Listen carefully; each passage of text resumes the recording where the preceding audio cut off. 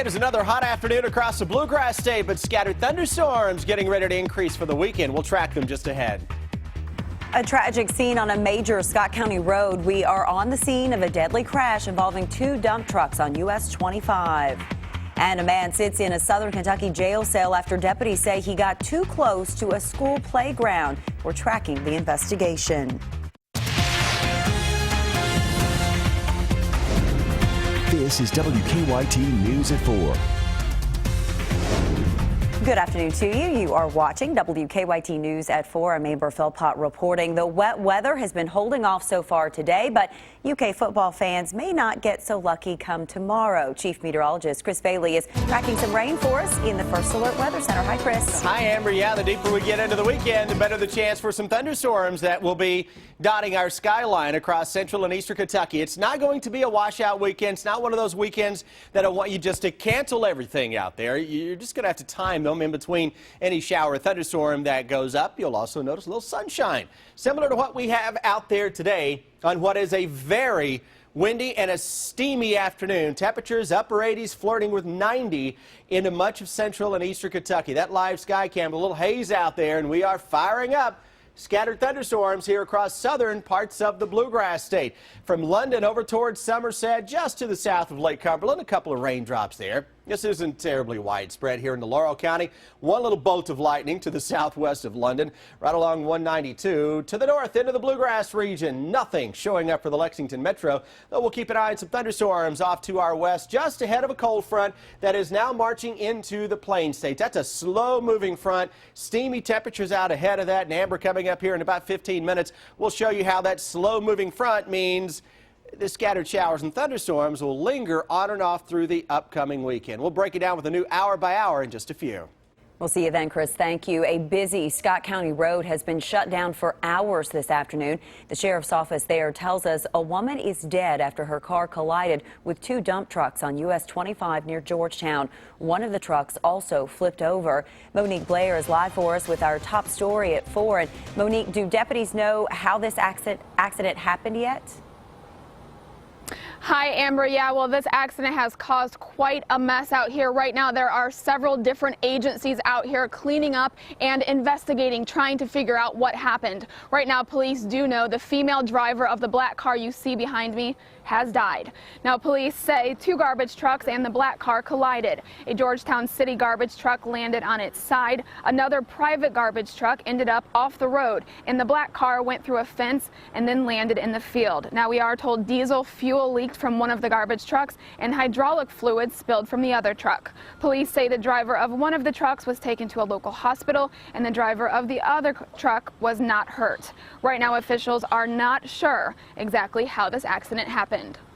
We're still trying to gather evidence of witnesses that actually saw everything, and once we get that, we'll be able to, I guess, find out which direction which vehicle was going. But right now, like I said, still an investigation. Now, right now, US 25 is closed down between Gemini Trail and Rogers Gap Road, and this road is expected to be shut down for several hours. Right now, I'm reporting live in Scott County. Monique Blair, WKYT. All right, Monique, thank you so much for that information. And by the way, the name of the woman has not yet been released at this time. New this afternoon, an inmate who has been on the run since last night is back in jail. State police say 29-year-old Brandon Lunsford escaped from the Madison County Detention Center just after 9 last night. Troopers tell us he was arrested yesterday on several charges, including receiving stolen property. They have not yet told us how Lunsford got out to begin with. A tense situation for some teachers outside a southern Kentucky school. On Thursday, the Laurel County Sheriff's Office says a man was seen getting too close to children on the playground. School officials say the man never threatened the children, but deputies say they ran into him later and had to arrest him. Phil Pendleton is tracking the investigation. It was about 2 o'clock on Thursday afternoon, and a group of second graders were on the playground when suddenly teachers noticed a man walking near the playground, staring at the children. Those teachers became concerned and called police. There were about 70 second graders on the playground during the recess time when teachers noticed the man. They could tell something wasn't right. Police say later they determined he was under the influence of something. The man was acting strange and was staring at the kids, but when teachers approached him, he took off. Police say he was found a few miles away on Kentucky 1376, and he did not want to cooperate with them. We sent several units that way, and we located him in the vicinity a short time later. And after a scuffle with him, we got him into custody and arrested him. The man was very highly intoxicated, and we're just not sure at this point what his intentions were. 27-year-old Cameron Lunsford remains in the Laurel County Detention Center facing multiple charges. We called the jail to see if he wanted to give us his side of the story, but he chose not to. Police say that he was extremely under the influence of some substance when they tried to talk to him, arrest him, and then interview him after all of this happened. In Laurel County, Phil Pendleton, WKYT. Lunsford was charged with public intoxication, disorderly conduct, and resisting arrest. Deputies say he was also in violation of an outstanding warrant. We are working on a number of other stories for you on WKYT starting at 4:30. Sam Dick joins us now from the newsroom with a look at some of the news in progress. Hello, Sam. Good afternoon, Amber. A big surprise for a group of parents dropping their children off at a Lexington daycare this morning. Bracktown Academy had to turn parents away initially because their teachers are on strike. Teachers say it's been 3 pay periods since they were last paid. We talked to some of the teachers who were standing outside in the parking lot. They tell us they don't want to be on strike, but they need to be paid. We love this place. We love working here. We love our kids. We love our parents. And we don't want to do this. We don't want to be out here. But at some point, you have to make a stand for what's right, and what's going on isn't right. The pastor of the church says there was a miscommunication within the building, and he's taking care of it. We'll give you an update on the strike coming up on WKYT News shortly at 4:30. Kentucky's Attorney General will be allowed to intervene in a case between the University of Kentucky and its student-run newspaper. UK is suing the Kentucky Colonel, which wanted documents related to a sexual assault investigation involving a former professor. The AG's office ruled that UK violated state open records by not releasing the documents. We learned today that both parties signed an order to let Andy Beshear's office intervene. We'll have the latest from the courtroom coming up at 5 o'clock. The Obama administration is announcing a week of action to raise awareness about the recent spike in drug overdoses. 3 of the top 5 deadliest heroin states are right here in our region: Kentucky, Ohio, and West Virginia. Some federal officials will be holding events next week to address the problem. U.S. Attorney General Loretta Lynch will visit Madison County and Lexington next week. Tonight at 6, we'll be talking to the Madison County coroner about the epidemic hitting the communities there. That's a look at some of the news in progress on this Friday. Amber, back to you. Sam, thank you. Now to some stories making headlines across the nation at 4. Donald Trump flip-flops on the campaign trail in Washington, and Hillary Clinton's camp pounces. CBS's Craig Boswell has the latest on the campaign trail from the nation's capital. At his Washington hotel, Republican presidential nominee Donald Trump summed up several years of controversy that he helped promote in just a few words. President Barack Obama was born in the United States, period. Trump blamed Hillary Clinton's 2008 presidential campaign for starting the controversy in the first place. Earlier, Clinton took a jab at Trump from her campaign event across town. He has led the birther movement to delegitimize our first black president. Clinton later unleashed a tweet storm, calling Trump's action a disgrace. President Obama says he's confident about his birthplace. I'm shocked that a question like that would come up at a time when we got so many other things to do. While the president wasn't too bothered about the birther controversy, members of the Congressional Black Caucus are seething. Donald Trump is a disgusting fraud. Donald Trump is nothing more than a two-bit racial arsonist. Trump briefly stopped by RNC headquarters before heading to Florida, and Clinton is back in New York. A new poll shows the two are locked in a statistical tie when third-party candidates are included. Craig Boswell, CBS News, Washington. And the 2 third-party candidates did not meet the polling criteria to qualify for the first 2 presidential debates. Still to come here on WKYT News at 4, the battery crisis continues to burn Samsung.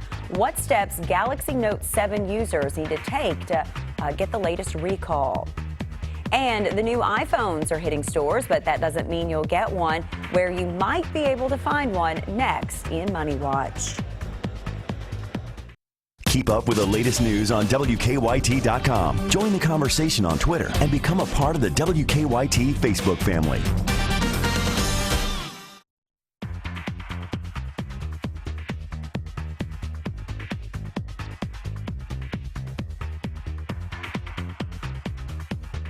Welcome back in on this Friday, 9 days after Apple's big announcement. iPhone 7s are hitting the shelves, but they're flying off those shelves as fast as they're being stocked. That begins today's Money Watch. Several stores, including the Apple store here in Lexington, had lines out the door with people waiting to get their hands on the iPhone 7.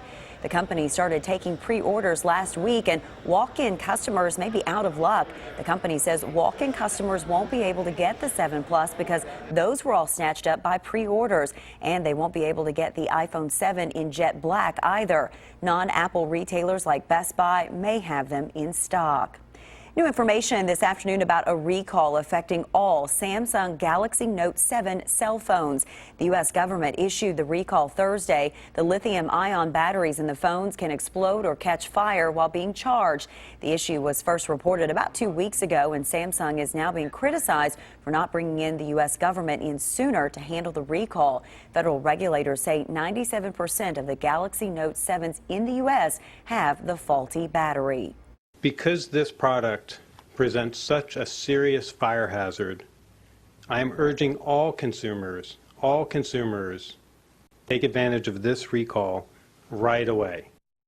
Under the recall, you have two options. You can get a replacement phone or get a refund, but it must come from the place you originally bought the phone, either your wireless carrier, a retail outlet, or Samsung. The new Note 7 will be in most stores no later than next Wednesday. Federal officials are also looking into other Samsung devices. Fiat Chrysler is recalling nearly 2 million cars and trucks because their airbags may not deploy in a crash. The recall affects Chrysler, Dodge, Jeep, and Lancia vehicles from 2010 to 2014. The company says the issue is in the wiring of the airbag and seatbelt component. The automaker says 3 deaths and 5 injuries may be related to this issue. Pandora is shaking things up for its monthly subscribers. The music streaming service is changing its service, giving listeners more options when skipping and replaying songs. The subscription, which costs $5 per month, will now be called Pandora Plus. It will replace Pandora One, which currently has 4 million subscribers. Those listeners will be automatically switched over to Pandora Plus, and the service will continue to be ad-free. The company also says it plans to offer a more expensive $10 a month service to better compete with rivals like Spotify and Apple Music. Few tickets still available for tonight's production of Rent. I'm Deanne Stevens, out and about with a preview at the Lexington Opera House. Some are still paying rent across the Bluegrass State. It's putting in some overtime. We'll try to find fall somewhere in the forecast. And oh yeah, tracking scattered storms for your weekend next. Now, your hour-by-hour forecast with Chief Meteorologist Chris Bailey. Friday afternoon in the Bluegrass State, middle of September, feeling more like the middle of August or even July for much of the area. Live look at our sky cams as we kick off the weekend. And for Lexington, Jackson, Moorhead, and Florence, you got a lot more sun than clouds. Though to our west, Louisville, E-Town, Bowling Green, down into southern Kentucky, more in the way of clouds than sun. Upper 80s to around 90 into much of central and eastern Kentucky. Scorcher of a September rolling on. Thunderstorms starting to flare up right on cue this afternoon. Not so much on top of Lake Cumberland.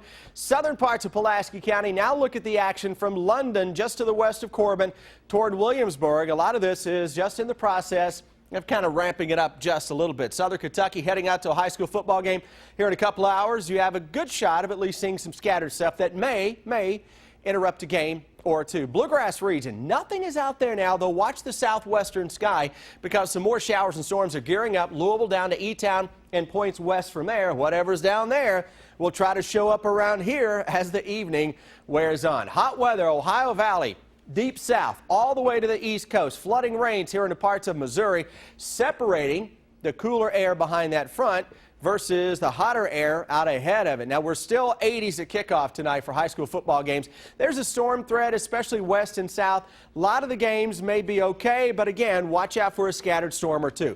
Tomorrow's one of those days to where one temperature forecast is not going to fit all. One thunderstorm versus sun forecast is not going to fit all.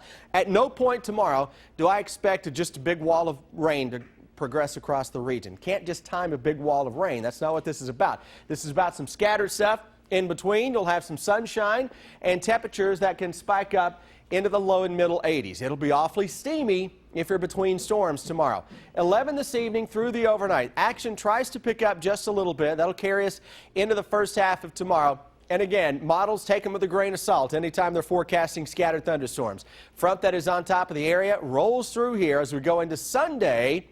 And the eastern half of the state may have a much better shot for some heavier rains during the day Sunday than what folks to the central and western parts of the area will be seeing. That forecast, though, as we go through the weekend and early next week, we'll start to see some big changes. Let's check in now with Officer Don, live drive traffic.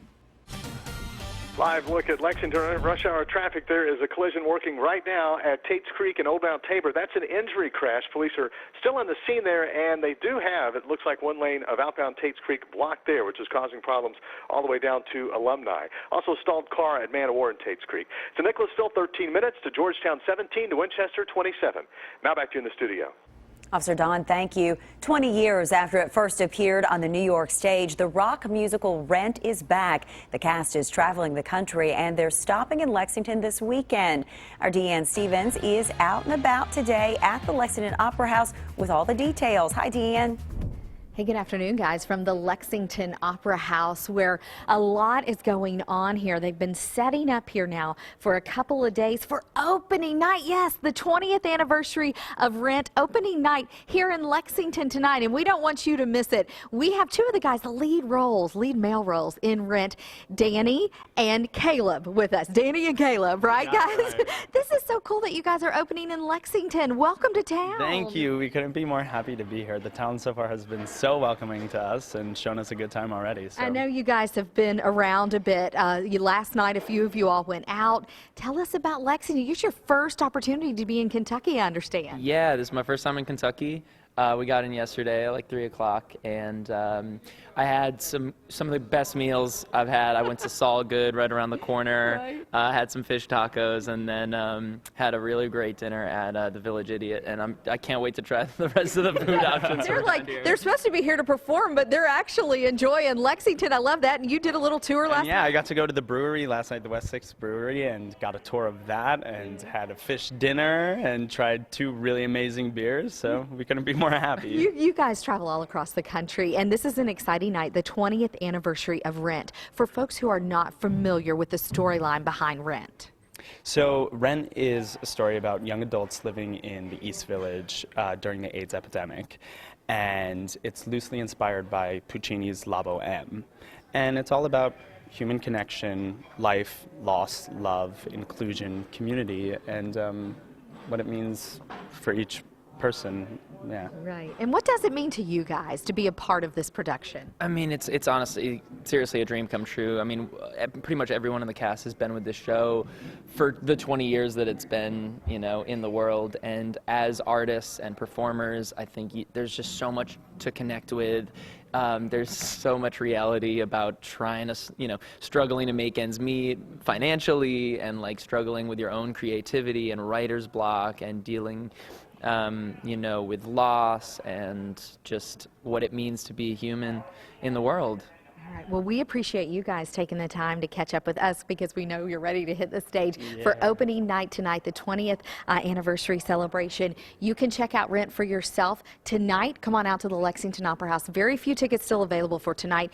More shows tomorrow, 2 tomorrow, and then 2 again on Sunday. Tickets at LexingtonOperaHouse.com. I'm Deanne Stevens, out and about. Back to you guys. Thanks, Deanne. Still ahead, promising results in the fight against cancer. A new study shows major advances in the treatment of childhood cancer. A story of survival next in Better Living. And later on WKYT News at 4:30, some parents trying to drop their children off at a Lexington daycare were turned away this morning. Why the teachers say they won't work right now. And taking a look at the jackpots, tonight's Mega Millions jackpot is $133 million, and Saturday night's Powerball jackpot is $244 million. It is time now for Better Living, health, education, and consumer news that impacts your life. New research shows the cancer death rate for children continues to decline. Danielle Nottingham introduces us to a little boy from Temple City, California, who is beating the disease. 3-year-old Aiden Kramer is bursting with energy. I play the drums and the guitar and the piano. But less than a year ago, he was in a hospital battling leukemia, the most common cancer in children. That's the worst thing you could possibly think is I have zero control over this and I could very well lose my child, period. A new government study says the chances of surviving childhood cancer are improving. From 1999 to 2014, there was a 20% drop in cancer deaths among children and adolescents. Immune therapy, cell therapy, these are now going to be brought to bear to improve on this progress such that we expect continued steady decline in deaths from childhood cancer. The study also found that leukemia is no longer the leading cause of cancer deaths in children and adolescents. 3 out of 10 cancer deaths are now from brain cancer. The progress has lagged behind in brain tumors, so we have to redouble our efforts to really improve the outcome for those children. After 5 months of chemotherapy, Aiden is now cancer-free and giving back to other patients. The other kids at the hospital. His chances of relapse are high, so he has regular checkups. When you look at Aiden, people say, oh my goodness, you would never know he was sick.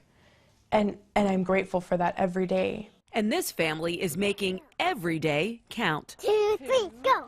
Danielle Nottingham, CBS News, Temple City, California. Well, the study found cancer deaths are still higher in boys, with rates 30% higher than girls. Doctors at a Philadelphia-based lab are testing a Zika virus vaccine approved for human trials. The vaccine is reportedly being tested on 40 people. Doctors say what makes this vaccine different from others is that it's entirely synthetic. Doesn't grow, can't replicate, can't spread to other individuals. Navy SEALs rehearse. Yeah. They don't always necessarily shoot somebody. Sure. Sort of the same thing. We rehearse the immune system, making them able so when they would encounter the real pathogen, they'd be prepared. Doctors say they are seeing some good signs that the vaccine is stimulating the generation of T cells that would target the Zika virus. The FDA will determine when and if the Zika vaccine can be used by the general public. All right, let's head over to Chris for another check of our weather on this Friday afternoon. All important forecast for the weekend. It is, and Friday just rolls right off the tongue, doesn't it? And we're rolling our way into the weekend with some, stop me if you've heard this before, steam and scattered thunderstorms across the Bluegrass State. A lot of thermometers making a run into the upper 80s to around 90. Now we start to pick up on some thunderstorms to our west and across parts of southern Kentucky as well. We'll keep an eye on that complex of storms around the Louisville metro area. Southern Kentucky, though, a lot of that stuff east of Lake Cumberland, London, Corbin down into Williamsburg, back over toward parts of the Pulaski County area, dealing with a little better coverage of some of the showers and storms, and most of that is hanging just to the south and southeast now of downtown London. We'll come back in just a moment and talk about the weekend forecast. Hour by hour breakdown is just ahead. A WKYT News at 4:30, and it starts right now.